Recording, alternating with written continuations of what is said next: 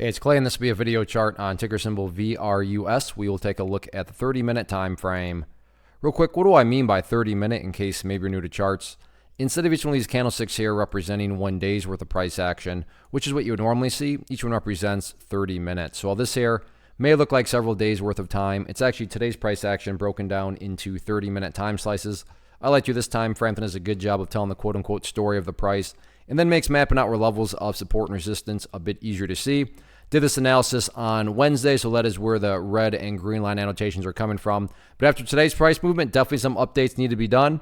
And well done. I mean, really, that's all you can say as far as 0.027. And I realize that means a little bit more to those of you that have watched the past videos. But if you have, then hopefully you remember me talking about that being, an area of support. And great to see that it held up once again, not only the past couple of days, but earlier on in the morning. Yeah, the price didn't hit it exactly, but I think we'd all agree it got down around the range of 0.027 and once again held. And actually, that's where the bounce, was created from there. So 0.027 remains that area of support. And like I said, did a great job of holding. But now there's a newer level of support. And this is just based on a foundational principle in charting, which states when levels of resistance are broken and closed above, you want to see them act as support. So going into today, 0.031 was the near-term level of resistance, but now that the price is back above it, that's what I would call the ideal level. When we say, hey, Clay, what would make this chart look the absolute best going forward? Definitely if the price can stay above 0.031. Don't get me wrong, though, if the price falls below 0.031, that does not mean the entire chart's destroyed or ruined or anything like that. But yeah, if it can stay up above that level,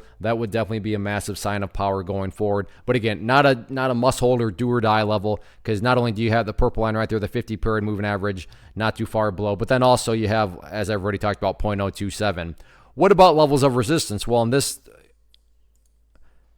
topic of conversation, sorry, I got distracted there. Did I just say topic of conversation? I don't think I've ever said that before. But anyways, on the topic of resistance, nothing new to report except right up here at 0.0345, which is what I've talked about in the past.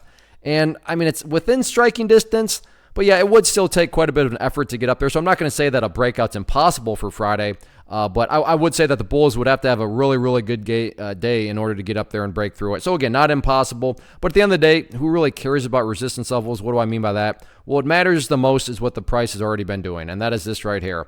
As long as the price keeps on chipping away these higher bases, or if you want to picture those as stair steps. So as long as these stair steps keep getting built in the upwards direction, then just sit back and let the overall trend do its thing, because everything else takes care of itself, including breaking levels of resistance. So nice movement today, good recovery off those lows, and we'll see how the chart closes on Friday.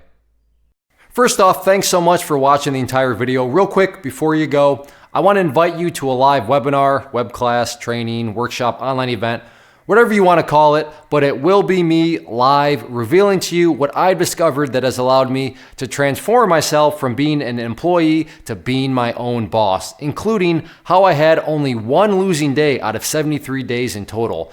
I'm going to cover 3 keys that have helped me unlock profitable consistency within the markets. The first key is super weird, but in a productive type of way. The second key is super awesome because it quite literally is wired into our DNA as humans, making it very easy to use. But in a cruel way, this becomes a pitfall for many traders. I'll explain it all though, including how to avoid the pitfall that it creates for some. And yeah, the third key, when you hear it, sounds way too good to be true, but it's not, and I'll show you how it all works. Then at the end, I open it up for a question and answer session that is, again, totally live. Even if you can't make the live session, please still sign up as it will be recorded, and you can go back and watch the replay that I will send you.